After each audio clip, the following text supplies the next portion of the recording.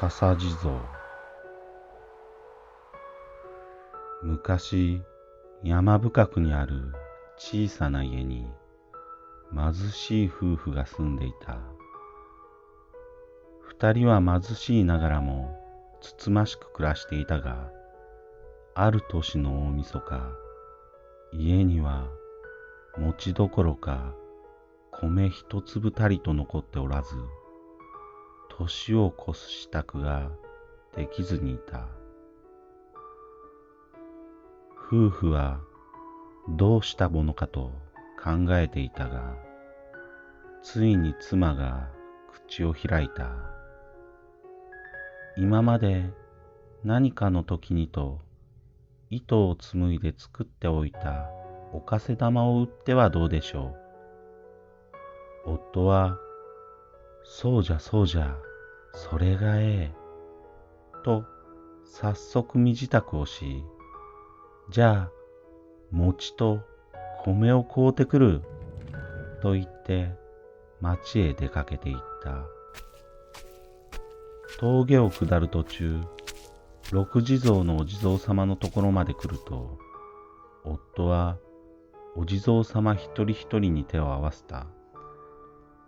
お地蔵様、妻が丹精込めて作ったおかせ玉が売れて、年越しの準備ができるように見守っていてください、と願った。町まで来ると夫は声を張り上げ、おかせ玉を売り歩いた。おかせや、おかせ。おかせはいらんかえ。おかせや、おかせ。しかし、この忙しい大晦日、人々はせわしなく行き来し、おかせ玉を買うような人は一人もいなかった。町の隅から隅まで売り歩いたが、夕暮れになると肩を落とし、力なく来た道を引き返した。おかせや、おかせ。おかせはいらんかえ。すると、向こうから傘売りのじいさまが同じく売り工場を言いながらやってきた。傘や、傘。傘はいらんかえ。すれ違いざま、じいさまと目が合うと、お互いに軽く会釈をした後、じいさまは深いため息をついて尋ねた。おかせ玉は売れたかえ。夫は首を横に振り答えた。いや、一つも売れんかった。二人はしばらくうなだれたまま黙っていたが、じいさまがポツポツと話し出した。わしも一つも売れんかったが、このまま売れ残った傘を持って家に帰りとうない。どうじゃろう、わしのこの傘とそのおかせ玉を交換すまいか。夫も妻が丹精込めて作ったおかせ玉を一つも売ることができず、持ち帰るのは気が重かった。それはええ、それはええ。とっかえっこしましょう。二人は背負った品物を下ろすと、品物が売れた時のように一つ一つ手渡し、そして代金を受け取るように品物を受け取った。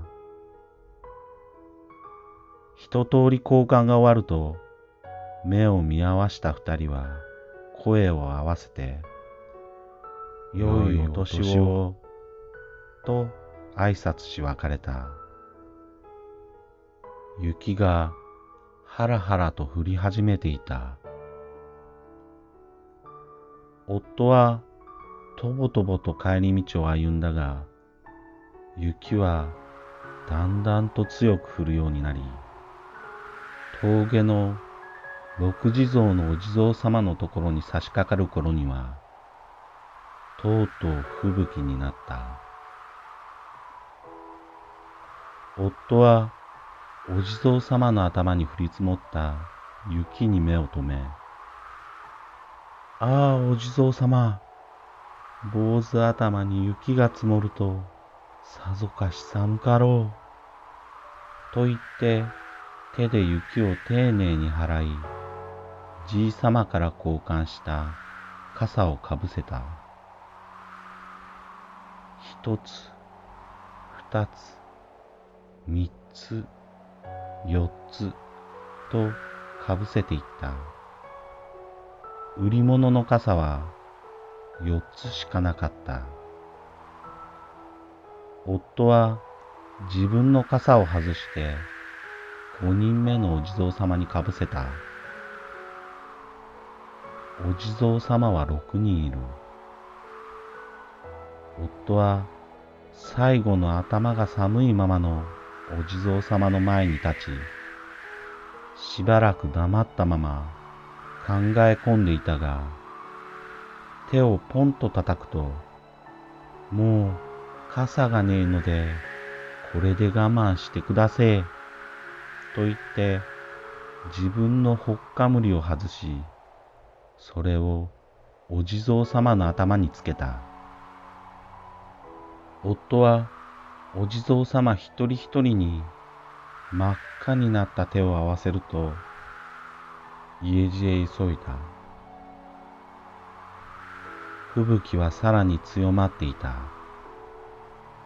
なんとか家にたどり着き、吹雪が家の中に吹き込まないように小さく戸口を開けて家に入ると、蓑についた雪を払いながら妻に言った。餅も米も買えなんだ。そしておかせ玉を傘売りのじいさまと交換したこと、六地蔵に傘とほっかむりをかぶせたことを話した。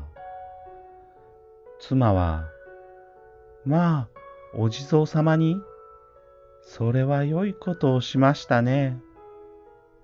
と、にっこり笑い、寒かったでしょう。と、沸かした菜を茶碗に注いだ。二人は、その菜をゆっくり飲んだ。ただ、ただ、暖かかった。年を越す支度がとうとうできなかった二人は早々に床に着いた。どのくらい眠ったのか、二人は物音で目を覚ました。吹雪が閉ざされた戸を何度も叩いていたが、その吹雪の絶え間から、よいさ、よいさ、と重たいものを引きずり、運ぶ音が聞こえる。何やら話し声も聞こえたが、何を言ってるのかはわからない。音はだんだんと大きくなり、家の前で止まると、ここかのどうかのそうじゃ、ここじゃここじゃ、はよはよ、はよおろせ、とひそひそと話し声が聞こえる。そしてズシーンと何やらたくさんの大きなものを下ろす音が聞こえたかと思うと、今度は雪の上を歩く音だけがだんだんと小さくなっていった。二人は顔を見合わせると、こんな夜中に誰でしょうか。なんか用事じゃったじゃろうか。と言って戸口からそっと外を覗いてみた。そこには餅や米、野菜や果物、小判の入った袋が山のように置いてあった。遠くには6人の影が去っていくのが見えた。5人は傘をかぶり、最後の1人はほっかむりをしていた。